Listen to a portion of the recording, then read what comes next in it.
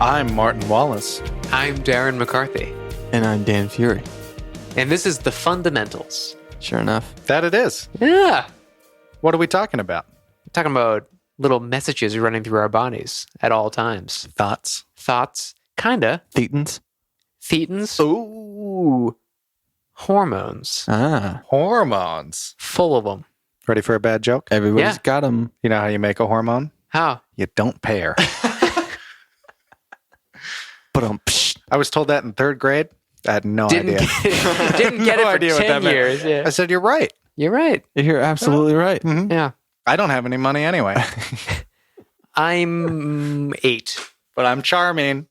Yeah. So a couple tie-ins here with the kidneys episode. Sure. Surprisingly. Yeah. We talk about biology again and Yeah. We're talking about the endocrine.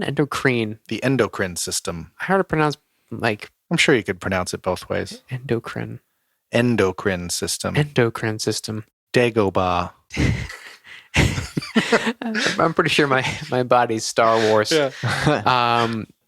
We're talking about a number of glands making up this system. The hypothalamus, Hypothalamus is a big player. big player, kind of our control MVP. center. The pineal gland, pituitary, thyroid, thymus, pancreas, adrenal, testes, and ovaries, or the gonads. Oh, yeah. Yeah. So the endocrine system is the system that sends hormones out, has signals to the rest of your body for various reasons, quite like an immeasurable amount of reasons. Actually, we could easily have a podcast on every hormone individually. I have a couple to share, which we'll get into once we do the basics here, but you'll find very quickly that you can go way too in depth with the tiniest details. Yeah. So endocrine system is the glands that secrete hormones. It has, a signaling system. So it is important, but is not hormones. Mm-hmm. Hormones are just a member of a class of signaling molecules produced by those glands and multicellular organisms that are transported by the circulatory system to target distant organs to regulate physiology and behavior. So I think my overall question is, do hormones control us? Well, that really depends Yeah. on Because how much control do we really have? So you're being sent signals throughout your whole body for various different actions on a cellular level. Mm-hmm. What you determine to do with that information, although I'm sure this is debatable, is up to you. So To some degree. let's talk about something like adrenaline. Yeah. You get pumped full of adrenaline, it sends all kinds of messages through your body, increases your heart rate, makes you focus, all this other stuff. But you determine how to use it. The example I was going to give is like a panic attack, Mm-hmm. which I've had like a couple, Yeah. and that certainly wasn't my decision. My body just overtook my That seems to me like a misinterpretation of hormone signaling. great. Yeah. Like you're getting too much information, you don't know where it's coming from. So say you almost get hit by a car on the way to work Mm-hmm. and your body gets pumped full of all kinds of messages. Yeah. All kinds of molecules sending different messages Well, to that's keep just you like, holy alive. shit! Yeah. Jump for one. Also, all kinds of things to keep you hyper aware. Your heart jumps into gear, right? Starts pumping blood throughout your whole body. You're ready to go. Well, this is a very momentary danger, and it's over very quickly. By the time you get to work, your nervous system is done messing around with that. It's no longer an issue. Your nervous system is totally aware that you are no longer in danger. However, the beauty of the endocrine system is that it works in exactly the opposite way as the nervous system, which sends out signals that are meant to be very prolonged affected. So for hours afterwards, you have all these signals in your body telling you like, you are in danger, right? Pay attention to everybody's face, pay attention to every little noise, all this other stuff. So, And the hormones that are once they're released too, like they're either going to the liver and being broken down to like bile eventually. They're going to get processed through the kidneys, or they're just going to dissolve into the tissue. So it's kind of once they're they're flooding your body, it's kind of a process just physically to get them out of the system. So it's kind of like you have a couple beers. It's like you stop drinking, but those effects are still going to be happening. Like your body's processing these things. So even if the nervous system is shutting off, or it's like I'm fine, everything's fine. It's like, well, you weren't fine 2 hours ago. So your body's, and especially with something like adrenaline, or epinephrine, is pretty potent stuff. Yeah. It's like, it's not like it's just a little herbal remedy to something. It's like, no, we're talking about like the full gas kind of stuff. And so suddenly you have a full-bodied response to a danger that's no longer relevant, and you're just having a calm day when nothing's happening around you, and all you can think of is like, oh my God, I'm going to die. Because your heart is just pumping out of your chest. You're very tense, and you're also hyper-focused, which gives you plenty of time to realize that you are incredibly stressed for no reason. And so all you can think of is, what's happening to me? Mm-hmm. A lot of times with like first panic attacks, people will go to the ER. They think they're dying. Right. You learn to realize that it's just a delayed response. You can get that sensation. Yeah. And they're terrible. They're terrible. I hate them. I get them probably once every month or two. Really? Yeah. I just deal with them. Yeah. For some reason, in a span of a few months, I had 2 or 3. And hormones has a lot to do with that, because they last for weeks. I dealt with this for probably a full year, just having anxiety and panic attacks, where I would feel like I needed to be sitting as close to the door of any room I was in. Like, I was feeling like, what if I had to throw up? That was like the running thought. And I don't throw up. I mean, even when I'm sick, I don't puke that often. Only if I'm borrowing any sort of, I just really abused my body with alcohol. Just being sick, I'd never throw up. Yeah. But I would have this irrational thought of like, what if I had to? And it would just become this death spiral for hours. Really, And this is one of those very real instances in which your thoughts can manifest physical changes in your body. I feel like in a panic attack, often it's the physical changes in your body that can influence your thoughts. Exactly. And then it's like it's a circular thing. But so you think about people who are very centered, very, very positive thinking. TM.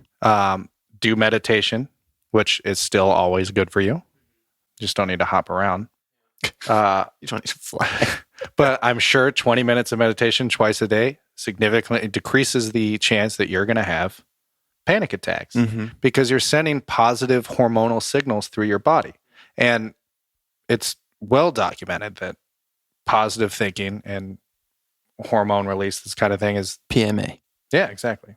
So I do think it's really cool that your body has a physical response to thoughts.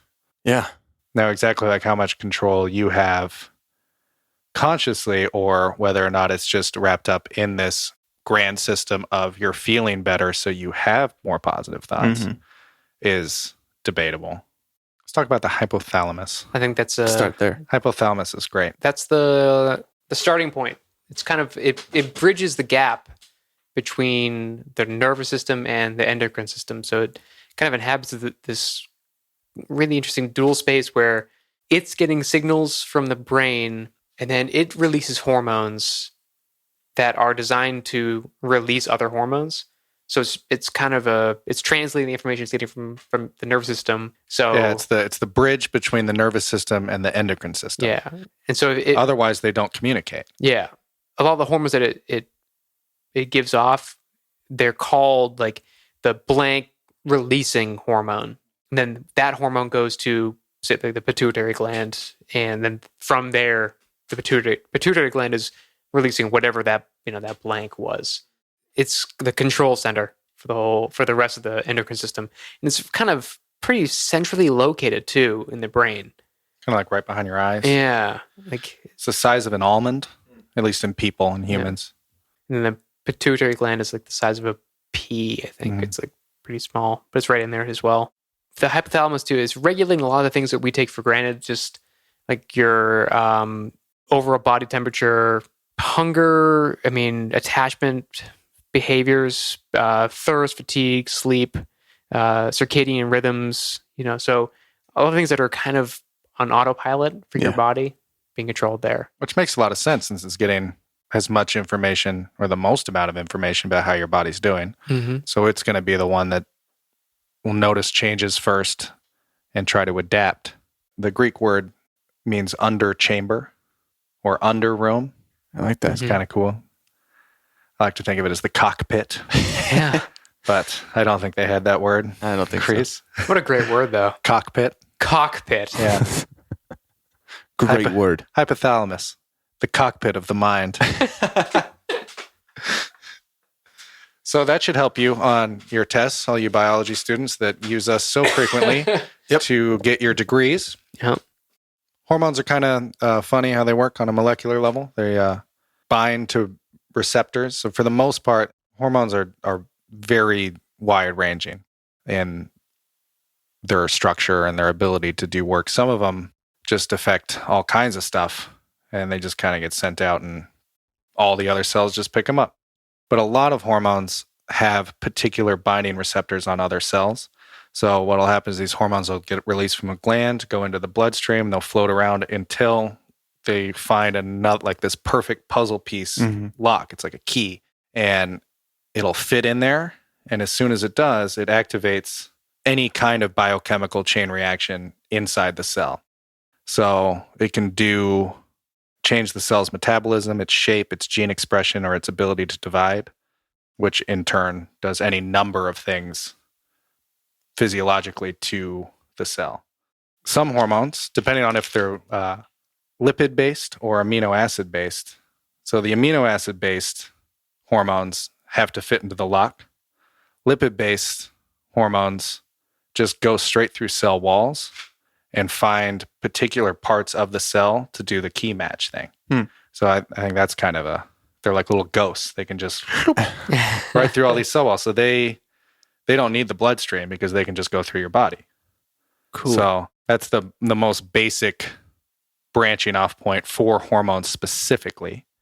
Suppose we should just talk about specific hormones. Yeah. I have the list of human hormones up right now. There's some really familiar things like the epinephrine or the adrenaline, melatonin. I love melatonin. Yeah, they'll be exciting when you learn how it really works. I would love to. Melatonin's a great jumping off point to just how fascinating individual hormones actually are, because I went into this thinking like, okay, hormones. Okay. They all have a bunch of functions, and that's probably the interesting part. But it wasn't, to me at least. So melatonin is a surprisingly very complex and wide-ranging hormone. It's in almost all animal and plant life. Didn't expect to find it really in plants, but plants utilize it. So you're probably using melatonin to help you sleep. I do. Melatonin is a hormone that anticipates the daily onset of darkness. We start producing it as the frequency of light starts to shift down. This relates to a thing called photoperiodism, which I thought was really interesting. This is the physiological reaction of organisms to the length of day or night. It occurs in plants and animals. It's why some animals are nocturnal, some animals are not. Plants shift depending on how much daylight they're given. Yeah. Something like a nocturnal animal has melatonin in it. Melatonin wakes it up. Isn't that great? basically it's just. I mean, it makes sense. I just never thought of it. It's just telling the animal it's nighttime. It's nighttime. Yeah. So get up. I've been watching my cat, and this is just my hypothesis of mine, just something that it's fun for me to think about, even if it's totally false. But my cat is very docile while we're reading with our lights on, and during the day, he wakes up and plays and then sleeps all day, right? Mm-hmm. But as soon as we turn the lights off, he starts to go crazy. He's been sitting there laying in bed with us while we read for an hour, just hanging out. Boom, it's dark. It's time to go. He's nuts. Now, it probably has a whole lot more to do with the behavior of cats at night and whatever, but I'd like to think that his melatonin is kicking up while I'm going down Yeah. the same exact hormone is going through his brain, perking him up. Whoa. Don't take any of that as fact. No. It might be, but it's just a fun thought, at least for me. So photoperiodism. So day length, which is knowledge of the season of the year for every animal but us and plants, comes with it a number of biological and behavioral changes depending on that knowledge. So together with temperature changes, photoperiod provokes changes in the color of fur and feathers, migration, entry into hibernation, and sexual behavior, which is all based off how early in the day melatonin begins to be secreted. I don't know if you know this, but how do they synthesize that into some sort of ingestible? So melatonin, like all hormones, are molecules. They're physical chemicals that are as easy to make as any other chemical. Now, how you do that is beyond me. I'm not a chemist. Right? Like, how But- do you make something that occurs in your body? It's So you can get more of it. I'm sure they extract a lot of it from plants. It's I in guess that plants. makes sense. So that would be my guess. But that is a question for a lab chemist that deals in pharmaceuticals. Yeah, let's get one of those in here. Yeah. If Yeah. anybody's listening that is or knows one of them, please give us a call. Let's wrap up photoperiodism with a really fun little story about canaries. Okay. Okay. So this is more than melatonin. This is an example of how multiple hormones affect one tiny little creature to produce a bunch of different behavioral changes. And this is a really awesome also starting point for considering, do hormones rule our behavior or do we rule our own behavior with the hormones? So the canary, little singing bird, this happens to just about all songbirds. Their singing frequency depends on the photoperiod, not a surprise. So in the spring, when the photoperiod increases, more daylight, the male canary's testicles grow. As the testicles grow, more androgens, which we'll touch on later. Androgens are the main sex hormone for either male or female. So in men, testosterone. So testosterone starts getting secreted with more frequency, thus more song frequency. So during autumn, the testicles shrink. This is from less daylight, photoperiod. Other hormones are telling testicles to come up, less testosterone. So the testicles regress, androgen levels drop, decrease singing frequency. So it's not just singing frequency here, but the song repertoire as well, because there's a thing called the high vocal center in the bird's brain and a nucleus of a word I can't pronounce. And these increase in size with increased levels of androgen. So more daylight, more testicles. It increases this particular part of the More brain. testicles. More testicles. Just pop them out. So Canary-sized testicles. the canary needs to mate. The way it does that is through singing. With more daylight, it's given more songs to sing. And it literally forgets them when it doesn't need them. Love it. Isn't that great? Love that. It just gets sunlight. Sunlight tells its testicles to grow. Its testicles send out a bunch of hormones that increase its brain size. And then it just starts singing all the time. It doesn't know what to do. It's like the bird erection. It's it's great. So that's why you hear That's cool. more singing in the spring, because there's more daylight. It has such like a complicated answer for such a silly question. Right. I mean, we know why birds sing more, because they're happy and they want to mate and They're there's food happy. and there's all that. But there's like real physical changes happening.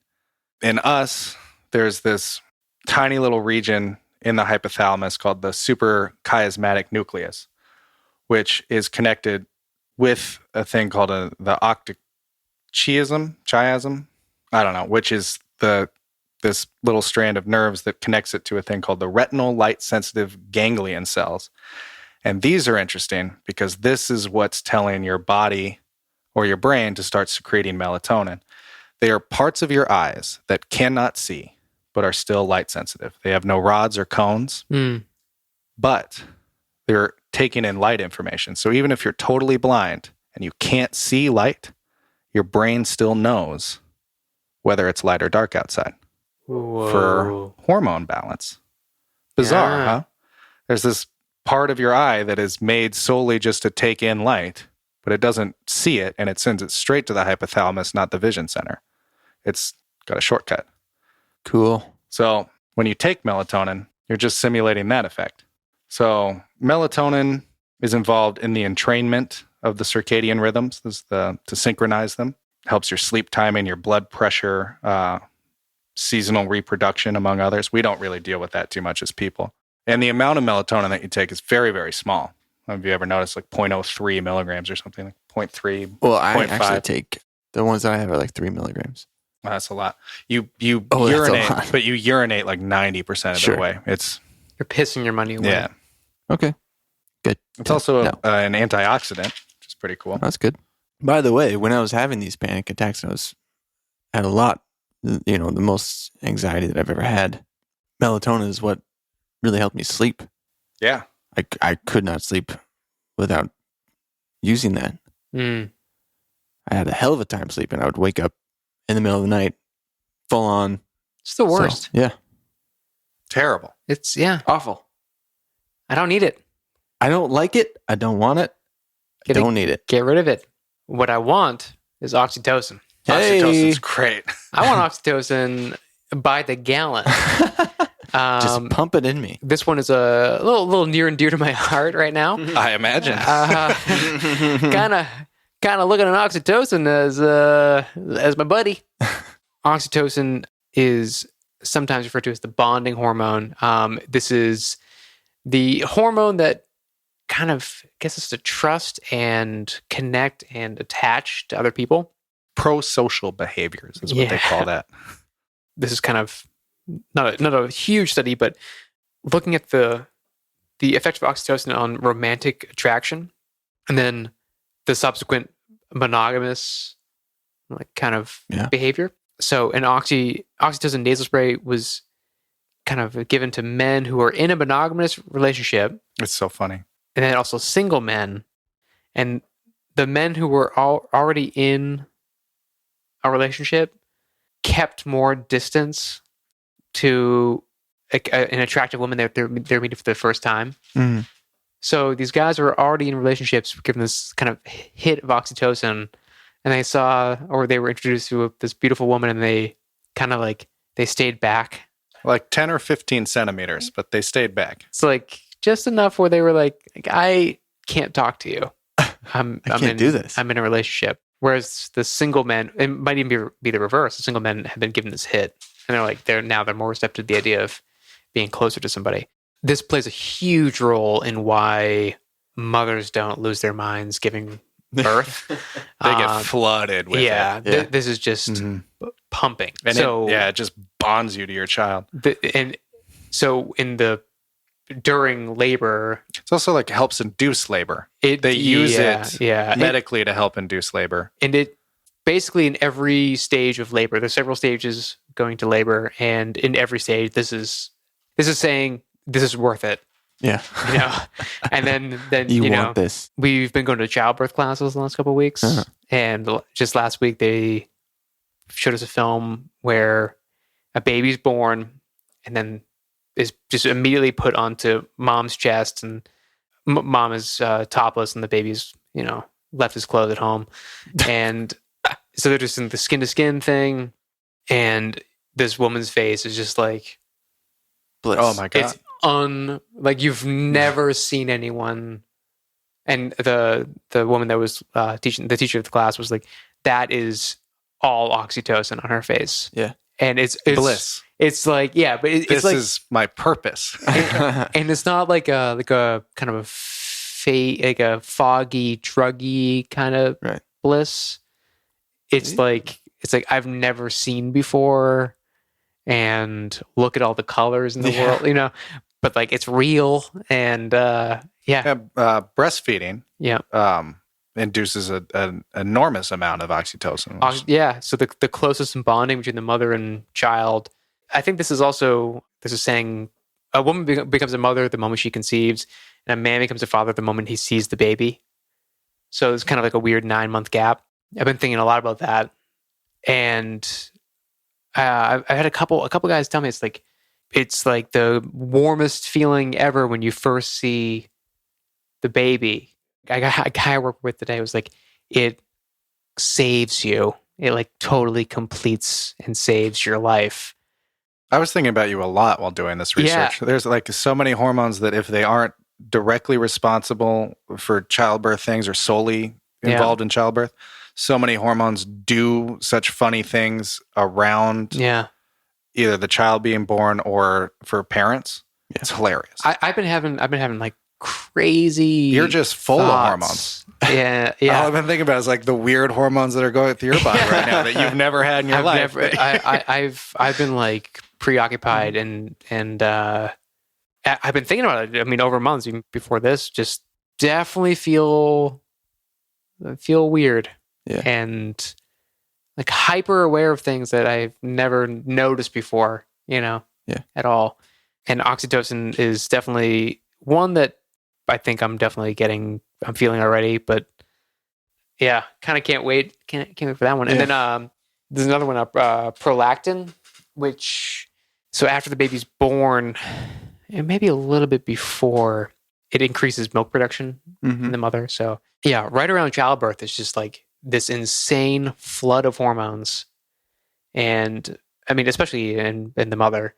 But then, I've been looking into this too, like right after the baby's born, like your hormone levels are so bizarre. And you're looking at something like postpartum depression, mood swings, or just weeping uncontrollably. It's like, yeah, no wonder. Like your hormone levels are everywhere, out of control. But yeah, oxytocin is definitely one of my faves. Yeah, it has a bunch of very odd kind of side effects. Not even really side effects, just it gets called the love hormone or the bonding hormone because it bonds people together. But it also does exactly the opposite, which you don't really expect, but it does kind of make sense. So it's really, really positive to be flooded with oxytocin and be around your friends, your family, loved ones. But it's really hard to trust strangers. Mm-hmm. It's like an ethnocentric bonding hormone. It makes you hyper aware of social cues. People who were given oxytocin were more quick to identify looks of disgust or looks of fear in people's faces. The thought behind that is that from an evolutionary perspective, it's better to weed out the people who aren't trustworthy or will be cowardly or don't agree with you and kick them out of your tribe and keep around you all the people that are worthwhile. So what's working there is oxytocin increases defensive responding to unpredictable stimuli, but not to predictable stimuli. So this leads to the assumption that oxytocin's effect is context dependent. Thus, oxytocin may reinforce pro-social behaviors after an initial bond has been formed, but enhance defensive behaviors toward unfamiliar individuals. Things like fear and anxiety, you're able to pick those up a little bit more with the oxytocin, and that's thought of as maladaptive behaviors or traits because they underlie psychological disorders. But as I was saying before, it's important to note that both fear and anxiety responses help to protect the individual. These emotions render environmental cues more important, leading to a greater likelihood the individual or animal will acknowledge the potential threat. Ultimately, this process leads to a greater chance of survival.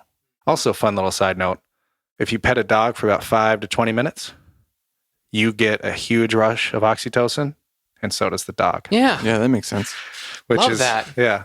Why one of those bonding things that attaches dogs closer than any other animal. Yeah. One of those like truly made for each other or adapted and evolved together kind of situations. And so when the dog looks up at you lovingly while you're petting it, he really that's loves for you. real. It's not like a cat that just looks cute, but it's actually just like, I would eat you. I'm not big enough to eat you. I would. If I could, I would. Listen, if I were any bigger, you were smaller. Be going down. Ernest Starling. He's the guy who discovered the first hormone. He was involved in a thing called the brown dog affair. A little bit of history. Back to that oxytocin and the dog. Yeah. So the brown dog affair was just kind of a funny little story. They were doing vivisections, which is where you keep an animal alive while you dissect it. Torture. Yeah. Yeah. People still do it now. It's really good for science. You sedate the animal, it doesn't feel anything, and they survive. You don't kill it. But like you get surgeries done. They knock you out, Oh, okay. right? Yeah. They're not just like pulling glands out, Ah. but they were. But they did. Yeah, so not anymore. So Starling and his friend, his work partner, William Bayliss, did a vivisection, an illegal dissection at the University College of London before an audience of about 60 medical students on a brown terrier dog. Adequately knocked out, according to Bayliss, but conscious and struggling, according to the Swedish activist who started the National Anti-Vivisection Yeah. Society. So the brown dog affair, Yeah. a statue was put up of that little brown dog Oh my God. in the courtyard of the University of London, College of London, and it was then stolen. Of course. It's adorable. Disappeared for a long time. Oh, Yeah. But as far recently as 1985 was put back. It was stolen and presumed destroyed in 1910. Only took them another 75 years, but Yeah. they put it back. Put it back. Cute little dog. So who knows? It's like when we were talking about deep sea diving and that freak that was just like putting Drowning animals. doves in a vacuum and Yeah. well, it died. It died. But That- science. That goat didn't survive in well, science. the barrel I put in the ocean. You know, according to my research, it takes an otter about 6 minutes to to drown. Jesus. science. So he's the one who discovered the concept, like came up with the concept of hormones, discovered the first one, which was secretin. And we have vivisection, I guess, to thank for that. Not a proponent of But you could just pet, animal cruelty. Yeah. I'm not going to just say, pet the dog and you get oxytocin. right? But this is the difference. Yeah. Forever, we've known that made us happy and bonding. Yeah. But now we know Why? the chemical procedure of that whole event. Yeah. Is that worth it? I don't know, man. I like dogs. I like dogs too. But if it was a turtle, would you feel the same way? Who gives a shit? Yeah. Fuck turtles. Right. What about hamsters? You guys like hamsters? Hamsters are pretty good. I feel like they're so much more maintenance than what they're worth, though. Good. Yeah. Like a I dog. had a hamster and I spent way too much money keeping it alive. Yeah. That hamster didn't know you existed, Pretty much no. you know? But I loved him. Name? Hurley. That's a fun. Hurley the hamster. That's a fun pretty hamster good. name. Yeah. He's black and white. It's a panda hamster. Yeah. Did you look at orexin at all?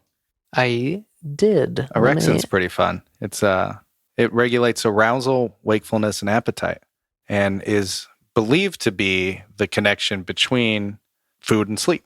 The most common form of narcolepsy is caused by a lack of orexin. And if you don't have enough of it, you just pass out. Little interesting fact, the brain contains very few cells that produce orexin.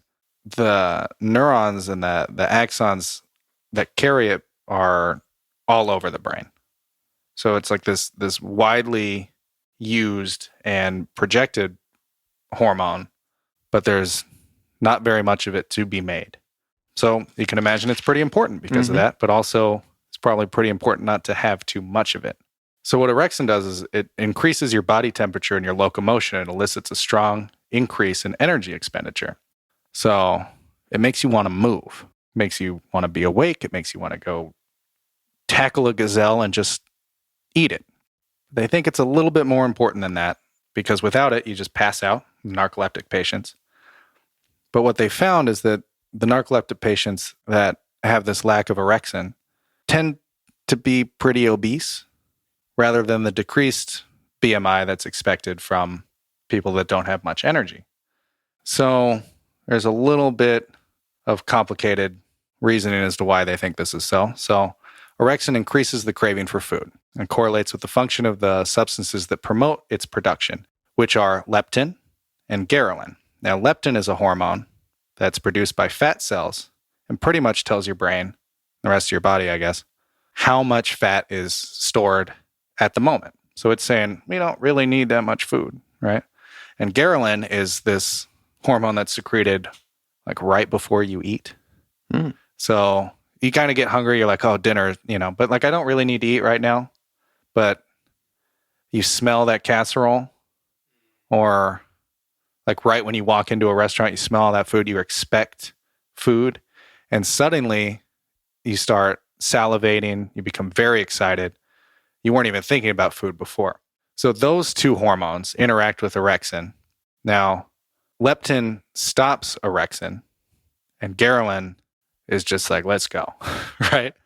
So, without enough of it, those hormones aren't working right. Without enough of the orexin, you haven't been sleeping much. There's not a whole lot of that. So you're not feeling as energized all day. You're very tired. And what a lot of people do is they eat very high fatty foods or high carbohydrates because they crave that kind of energy pack right now. Yeah. Which is another one of those funny things of like you crave things based on your hormones and you think that you want a Snickers. You don't. But really your hormones are out of balance and you just need like the oils that are in, you know, like these high concentrated, whatever. So this leads to people being obese because they're constantly eating high carbohydrate, high fatty foods from lack of sleep. But they think it's just diet. It's not just diet. No. I mean, it is your diet, but it's diet based off your desire to eat very poor things. It also has been associated with happiness, a whole lot of this hormone. So they're working right now as a orexin pill that could fight insomnia like amphetamines do, but much more naturally. Fight depression and fight narcolepsy. So keep a lookout for an orexin pill because it might. Man, you keep saying it really fast, and it sure sounds like I'm saying erection, doesn't it? It kind of does. Yeah. I need an orexin pill. Yeah. Listen, buddy. But not an erection pill. We didn't even talk about testosterone. All right. Pretty powerful steroid. Yeah. Now you want to talk about pure power? It's testosterone. Yeah. It does so many things I can't even keep up. It's kind of scary. It's literally the thing that made you a man. Mm-hmm. It's why canaries sing. Yes. It's also why you have facial hair. It's why your bone mass is the way that it is. Is it? It is, yeah. It is the key hormone in male development. It also really messes with women transitioning to be men. Oh, I bet. Where all of a sudden it's like, oh, I'm full of rage. Mm-hmm. Yeah, females are super sensitive to testosterone. Now they have it in their bodies. Yeah. Interesting. Puberty, the official step towards puberty, is when your body, for several days, months, or years, your body has to determine the length of time. But when you have more testosterone freely through your body than the average adult female has, that's when puberty starts. That's the official. And this happens to females too, but it dives back down. But they don't need it as much, which I'm only going out on a limb here and assuming quite possibly that's why they go through their growth spurt faster. They develop quicker than men because they use it up and then it's on to estrogen from there, and they're doing way different girly stuff while we're just trying to get good at sports. And breaking things. Yeah, well, just like whatever I can get my hands on, I'll squeeze it. I'll see what I can do. See what comes out. Yeah. So early infancy, this made me think of you. You're about to have a boy. Uh-huh. And the levels of testosterone in childhood is a level that they call, and I'm quoting here, barely detectable. Just have like no testosterone. Sweet little boys. It's hardly there. Yeah. Yeah, hairless, high-voiced, sweet little devils. But for the first 6 months, or not even, 4 to 6 months, that's when the barely detectable levels start. For the first just few weeks, testosterone levels arrive to pubertal range. That lasts for a couple months. And nobody knows why, because there's no change in the infant's body. So the idea is it's making the brain male. That's crazy. Masculinization of the brain. For the first couple months of your baby boy's life, it's just going to be chock full of testosterone looking around just going, yeah, absolutely. It just breastfeeding. Yeah. It's going to have the time of its life. It won't remember it. No. That's crazy. I was listening to something today. They're talking about before puberty. It's really difficult to determine the sex of a human just based on the bones. Like Oh, weird. before, Testosterone increases the bone density, so it'll be the same. and then just look at the pelvis on a post-puberty male or female skeleton. Mm-hmm. Totally different. Huh. I mean, that's Mhm. hormones affecting the body, Your whole like body. the way it physically is. It's a thing called pre-parapubertal. Pre-parapubertal. That's a vocabulary word. The first observable effects of rising androgen levels at the end of childhood. Now, both boys and girls. And what testosterone does is it gives you adult type body odor. Yeah. Ooh. You just start, what's Thinking. that about? Huh? Really? Increased oiliness of skin and hair, which leads to acne. Yep. Now, I don't know how to pronounce this word, but it's amazing. It's pubarche, Pubarche, Pubush. pubarche. It's a pubage. Let's go with pubush because it is the appearance of pubic hair. Uh-huh. So pubush makes sense. That does. A little French. Then you get a bit of a growth spurt. And then when you actually hit puberty, you get, of course, all the things that we're aware of, but we have to mention anyway. Facial hair, penis or clitoris enlargement, chest hair, leg hair, the deepening of voice, the growth of the Adam's apple. Your shoulders will become broader as your rib cage expands, and the growth of course, the jaw, brow, chin, nose, and remodeling of facial bone contours, just makes you look like a caveman. And you become mentally more aggressive, active, and interested in sex. Yep. So looking back at, middle school, Yeah, that explains it a lot. makes a lot more Makes sense a lot now. more sense. Yeah. But then,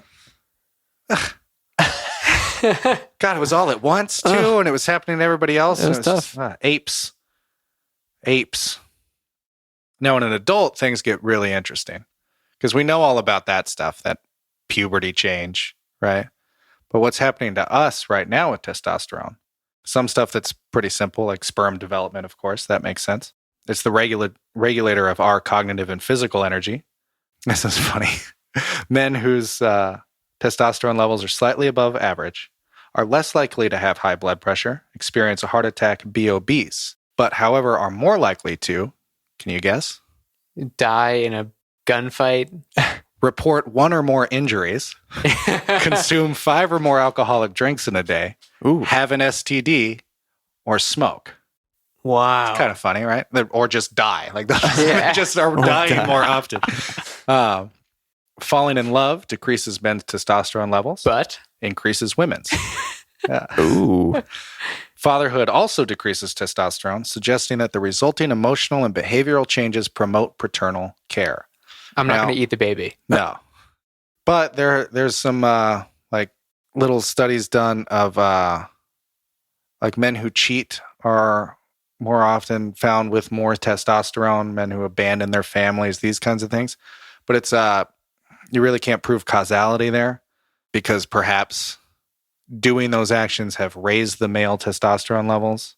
So nobody really knows if people with more testosterone are actually more likely to be bad spouses. Cheat. Yeah, but You there have, seems like, to be so- some kind of correlation. Like single men who have not had long-term relationships or This like is funny. Yeah.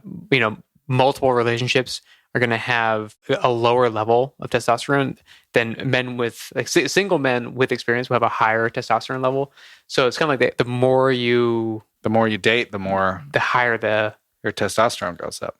It does make a little bit more sense. yeah. As I look back on the course of my life, I've become just better and better at being a man Yeah. every time I So It just keeps getting better. But it's funny. It's bizarre that it's like a lasting effect. mhm, It's, you think it would be a hormonal spike, mhm. new relationships. This is something new, and I'm But it's the ones that as they enter relationships, their testosterone levels drop off. Yeah. So it could just be this constant it's the single uptick. men thing. Yeah. So it might sound really nice at first, but you're really just driving yourself crazy trying to find a mate yeah. and becoming more and more aggressive, more and more competitive.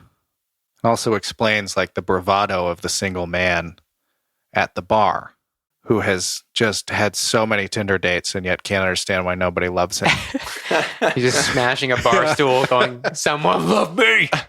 Now, if anybody's out there listening with children, if they're too young to understand sex, honestly, be honest with them, then none of this is going to matter to them. So let them continue to listen or not. But if you're a little shy about having that conversation, or you just don't even want to hear it from us yourself, now would be the time to turn this program off. Because really interesting news about testosterone and what happens to us when we have sex. Testosterone and endorphins in ejaculated semen meet the cervical wall after intercourse. And I'm thinking when I read this, they said sexual intercourse. That seems a bit redundant. Also, I know what's happening here. The penis has ejaculated into the vagina. We don't need to talk about the intercourse thing. We're already there, right? Right. Anyway, side note. So the females then receive a spike in testosterone, endorphin, and oxytocin. You imagine what that does to women. Oh, yeah. Bonding. Yeah. Aggressive bonding. Males also experience an increase in endorphins and oxytocin. This stimulates feelings of love, desire, and paternal care in the male. Now, this is the only time male oxytocin levels rival a female's. So if you're ever curious why you feel that little death after intercourse, I think that's a French thing. A really funny petit mot. Yeah, the little death. This desire to be so in love and so cuddly, and you kind of stop. I think the evolutionary thing is like you as a male, for the only time ever has a male, get to stop worrying about dangers and really relax is right after intercourse. Now, it seems to me like this doesn't happen condom on. You got to go. Got to hit that cervical wall. Yeah, you got to just play the game. You got to roll the dice if you want the oxytocin. So, what is it? What's it going to be? Is it going to be oxytocin tonight? Maybe a baby later? Or like, we'll just half-ass this one. This was a I transaction. don't need the hormones. I don't need all the bonding. Yeah. I can just, I'm here for exercise. I thought that was really fascinating, though. Women get a spike in testosterone. It makes them more mentally alert. Now, masturbation-induced orgasms increase testosterone levels in both men and women, but you don't get the oxytocin. It's like, I think it makes you more competitive. Makes you more ready to find a mate. Right. Evolution was doing a good job making that one. Now, men's levels of testosterone change depending on whether they are exposed to an ovulating or non-ovulating woman's body odor. Ooh. So you have hormonal changes depending on what you're surrounded by, and you can tell more than words will say. And Hey, you can't be asking that kind of thing on the bus, right? Like you can't just. But it's also it's affecting men cyclically anyway. Yeah. You know, so like your testosterone level is going to be changing based on if you have an intimate partner, who's a woman, based on her cycle. So if she's ovulating at the time, like you kind of get into sync with your testosterone levels. I'm curious if they've done any studies at all to see how that affects homosexuals. I'm probably. I mean, Think they still get the spike? Or is that the kind of thing where... I would think that there's probably some similar situation with just being in an environment where you're around like male body odor that's high testosterone situation. Your body would just start match it, try to match it to keep up. There's probably some evolutionary situation where it's I was curious about that too. We're competing for hormones at this point. And with the oxytocin increase, obviously the bonding hormone after sexual intercourse, which seemed to require a female of both sexes. And I'm just curious, it's probably been done. I'm sure this is a pretty progressive 21st century world. Sure. What the hormone release is like for homosexuals. If they get I'm sure it's huge. Or wonder if they just get a different mix of hormones. Yeah. Something else that us straight men are just really missing out on. I'm looking at this sperm competition theory here. This is studied done in rats. So the reaction engages reflexes in the penis, such as erection and ejaculation, to aid sperm production and competition. So if more than one male is present in mating encounters, so the more sexually mature men or males, the more the body is trying to produce sperm. That's interesting. Which is testosterone. Testosterone. So I would think if I'm sure that would have some effect. If that Seems was to me just like a different route to the same result. yeah. That intuitively makes a lot of sense. I don't know if there's actually an actual study done in humans, but that A lot of intuitively this makes stuff I just am sense. making up. Like it sounds good. Yeah, I like this one. Testosterone increased in heterosexual men after having a brief conversation with a woman. Just a little bit, just a glimmer of hope, man. This next sentence kills me. This next sentence kills me. The increase in testosterone levels was associated with the degree that the women thought the men were trying to impress them. Huh. Love that. I'm giving it all I got. Oh man. So there's a list of countless hormones, and each one of them has a funny little story. Yeah. You're gonna have to do that research on your own, folks. We just introduced you to the hormone, not all the hormones. This to me is still like still vague enough where it's like reading your horoscope and like, oh, that's so me. And this is kind of like, it's so everybody. I do that. Yeah. But it's so everybody, you know.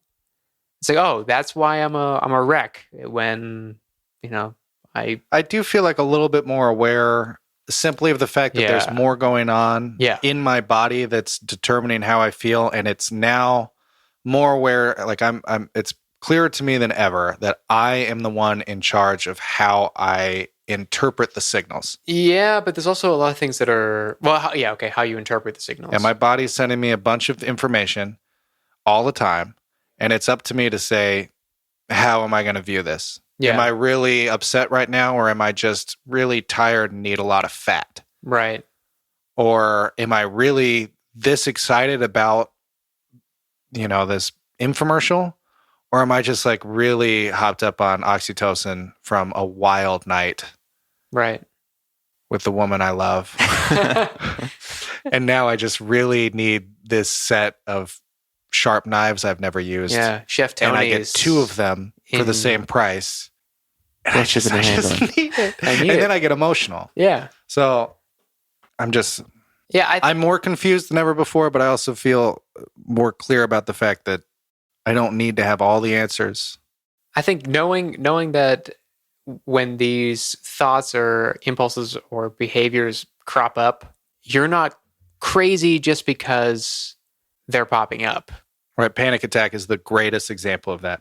It might be... You're not crazy. It might be something just in your mind. Mm-hmm. Just, you know, you're there's some pathological situation going on. But it might just be a hormone imbalance. Now, you can go see an endocrinologist who will take a look at the state of your hormones and dictate things like diet, activity, sleep, things to adjust your hormone balance. So I am now totally interested in going and doing that. How much does that cost? They're a part of, you know, typical Western medicine. So if you have insurance, a lot of money still. Yeah, good. A bunch of money. Yeah. So just your insurance card and a suitcase full of cash. Yeah. They're real doctors. It's not like gem therapy where you're going to go into a room. How much is gem therapy though? $3,000. I don't know. I just need to go hang out with the right set of stones for an hour. It's going to fix you right up. Me, yeah. Endocrinology, though, we should definitely all go get ourselves checked out. If that's something that's like good. You can, you know, you map your DNA, your genome, get your hormone balance checked out, hit up ancestry.com, you're set. I'm descended from kings. We all are. Yeah. Same one. We're all cousins, you know. We're just all cousins on this wild Ferris wheel. Yeah. This big spherical Ferris wheel. Waiting for it to get exciting. I will say I was a lot more taken by this research than I expected to be. I went into this like hormones. What a bunch of biology. Just throw that out the window. I think there's just a couple that really made me think. It's their interactions that really fascinated me. The ability of them to all have very specific little effects that built up and played with each other and released different things. And it's called cascading, Yeah. which is a hilarious and absolutely apt medical term, biological term for when hormones start producing themselves or releasing other hormones, and you get cascaded with a hormone rush. It's great. Yeah, one of the descriptions talking about hormones themselves as being like they're the messages that your body is sending in between. And so it's how your body, so where the nervous system does not go, this is how your body communicates. So it makes sense you have like pain receptors that are linked to nerves that are going to your brain. So it's like you get cut, there's a signal sent directly to your brain saying, through the nervous system saying, we are being cut. Or that bus was going really fast. Real quick. All the other kind of impulses or actions that your body takes, mostly silently, like on your behalf, like without you really knowing. Yeah. This is how it's communicated. So like your body is like a giant corporation, and this is the email server that's internal. Oh, this is snail mail. Intranet. This is snail mail. This is a guy. This is talking into a soup can with a string. Yeah, this is a guy at the Boeing factory on a bike, riding around inside, bringing the mail cart around, and then he brings too much mail sometimes. What do I do with all this mail? I'm going to cascade it at you. Everyone's mail to you. And then you give him your mail, and he brings that mail to somebody else. Yeah. That person's whole day has changed because of the mail that you sent them. And that person doesn't work there. That person was taking a tour. So if you take anything from this, the endocrine system is almost exactly like the Boeing plant, and the way its workers communicate with each other with this one hypothetical male guy on it's a bicycle. Chaos. It's chaos, and it's full of testosterone. It's just madness. Good job, guys. Yeah, I think you definitely need to go do a little bit more looking into the endocrine system itself. Mm-hmm. There's plenty more to learn about like actual cellular connections with the hormones, and you can keep going deeper with this. There's also like at least 80 other hormones that we didn't even mention. Yeah. So plenty more research to do if you're interested. Estrogen's a big one, and I'm sorry, ladies. I feel a little remiss.